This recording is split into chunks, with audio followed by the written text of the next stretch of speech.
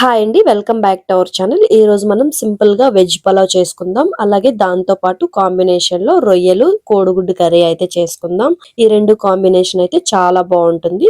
మీరు ఎప్పుడు ట్రై చేయకపోతే ఈసారి ఈ రెండు కాంబినేషన్ లో ట్రై చేయండి, మీకు కూడా నచ్చుతుంది. మరి ఇంకెందుకు ఆలస్యం, వీడియో స్టార్ట్ చేసేద్దామా. వీడియో స్టార్ట్ చేసే ముందు ఒకవేళ మీరు చూడడం స్టార్ట్ చేస్తే కనుక ఎండ్ వరకు చూడటానికి ట్రై చేయండి.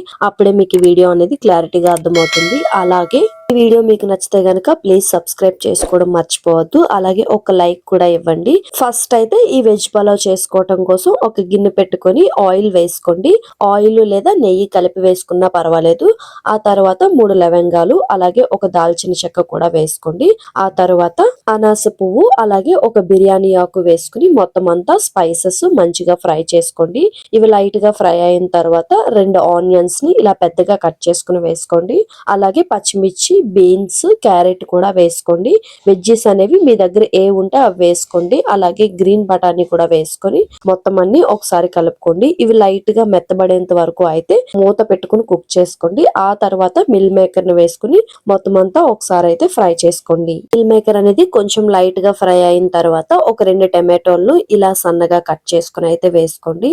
ఆ తర్వాత ఒక స్పూన్ అల్లం వెల్లుల్లి పేస్ట్ యాడ్ చేసుకుని అది పచ్చివాసన పోయేంత వరకు అయితే ఫ్రై చేసుకోండి. ఆ తర్వాత బాస్మతి రైస్ తీసుకుని దాన్ని హాఫ్ అన్ అవర్ ముందు కడుక్కుని అయితే నానపెట్టుకోండి.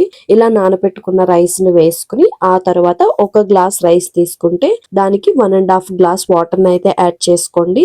అలాగే దానిలోకి బిర్యానీ మసాలా, కొంచెం కారంను యాడ్ చేసుకుని మొత్తం అంతా కలిసేలాగా ఒకసారి అయితే కలుపుకోండి. కలిసిన తర్వాత మాత్రమే సాల్ట్ ఇప్పుడే యాడ్ చేసుకోండి. రైస్ అయిన తర్వాత యాడ్ చేసుకుంటే పెద్దగా కలదు.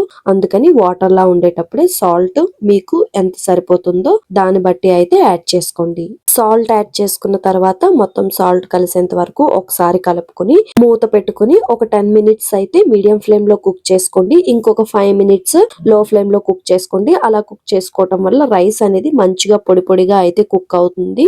ఒకవేళ మీకు ఇలా చేసుకుంటే పొడి పొడిగా రావట్లేదు, ముద్దలా వస్తుంది అనుకుంటే మీరు రైస్ యాడ్ చేసుకునేటప్పుడే అప్పుడే గోరువెచ్చని నీళ్లు ఒక గ్లాస్ రైస్ యాడ్ చేసుకుంటే 1.5 గ్లాస్ గోరువెచ్చని నీళ్ళు యాడ్ చేసుకుని కుక్ చేసుకోండి.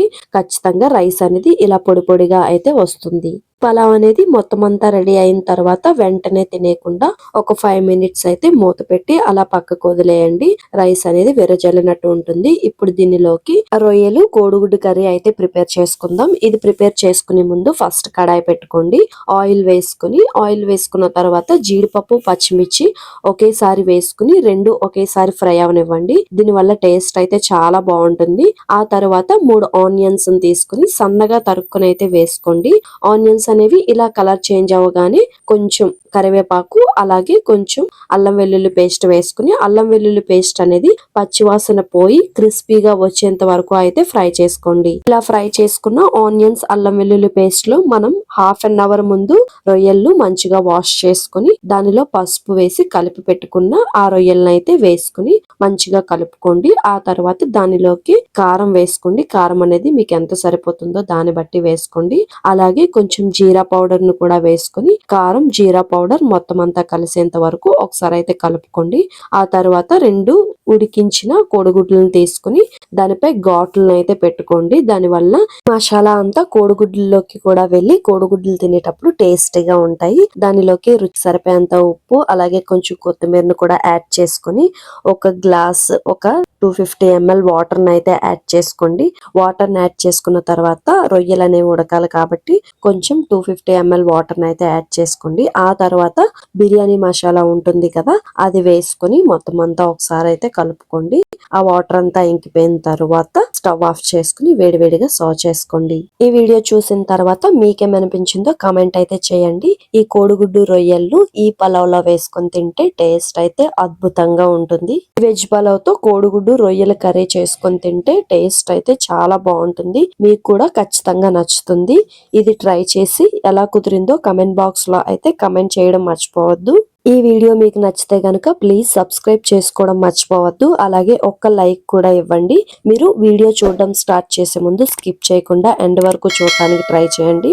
వీడియో చూస్తున్నారు కానీ ఎవరు సబ్స్క్రైబ్ చేసుకోవడం లేదు. ప్లీజ్ సబ్స్క్రైబ్ చేసుకోవడం మర్చిపోవద్దు. ఇలాంటి ఇంకొన్ని రెసిపీస్ తో అయితే మళ్ళీ కలుద్దాం. ఇంకా మీకేమన్నా రెసిపీస్ కావాలనుకుంటే కమెంట్ బాక్స్ లో కమెంట్ చేయండి. ఇంకొన్ని మంచి మంచి వీడియోస్ తో అయితే మళ్ళీ కలుద్దాం. ఇప్పటికైతే బాయ్.